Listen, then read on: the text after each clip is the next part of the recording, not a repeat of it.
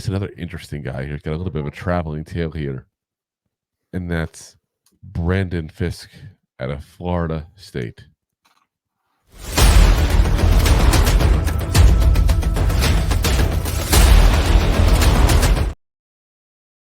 Now, you may have noticed in those pictures there, if you guys are watching a video, there was a costume change. He played just 1 year at Florida State. Prior to that, he played 3 seasons over at Western Michigan. So he went from a very small school to the last year at a big school and didn't have an issue. Held his own, no problem. 6'5", 297 pounds, 24 years old. So definitely one of the older guys coming out of this draft here. 22, 12 games, 59 tackles, 12 tackles for loss, 6 sacks, 3 passes deflected. Now, one fumble recovery and 3 forced fumbles. Now, again, that's Western Michigan, those numbers. So you'd expect a pretty big drop off for him going to Florida State. That's a much bigger, better school, much better competition. 13 games, 43 tackles. So a little drop, nothing crazy though. 9 tackles for loss. Again, a little drop, but nothing too crazy. 6 sacks, the same as sacks. And a 73.9 PFF grade. So his first year facing top-end talent, his only year. That's not the same as coming in when you're switching from another big school. When you're coming from Western Michigan to Florida State, there's a learning curve there, guys. And he still did pretty damn well. I was about to say, you could have fooled me. Yeah. Pros and cons wise, high energy, quick at the snap, good against the pass and the run. The only con really on him is he's got really short arms. You got that T-Rex arms.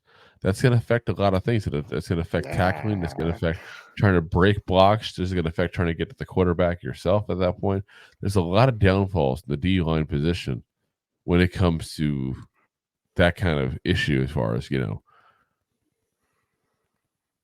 ending things up and going, where do I go now? And that's where he's kind of at now because, again, he's going to be probably a late second-round pick, I think.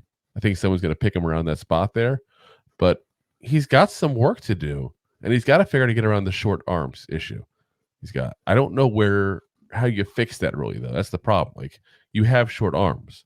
It's not like you can go gadget them and get surgery and add inches onto them. I mean, who knows? Maybe. I think it's one of those scenarios that you're just going to have to accept that's a limitation he has, is that he's got short arms. Because that's the only con on him. When you watch him play, that's the only issue, and you can't fix it. No,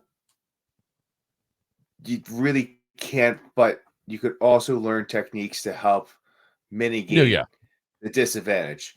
So, like swimming drills, like just a little bit of knockout drills. Put them in taekwondo, wax on, wax off, and then we get it. I would try wearing sleeves and then getting like broomsticks and gloves. See if that helps. Go gadget. I'm not sure. I'm not sure if that's illegal in the game or not. I have to look up the rules. I haven't read the rule book for this year. I didn't see anything in it last year. I didn't see anything involving broomsticks or gloves. Yeah. There's a combination thereof. But yeah. Like I said, I think he's going to be a good player in this league, though. I really do. I think he'll never be a star because of those short arms. But I think he'll be a solid starter for a lot of years. Thanks for listening to Two Giant Goofballs, a New York Giants podcast. We appreciate your support. Thanks so much.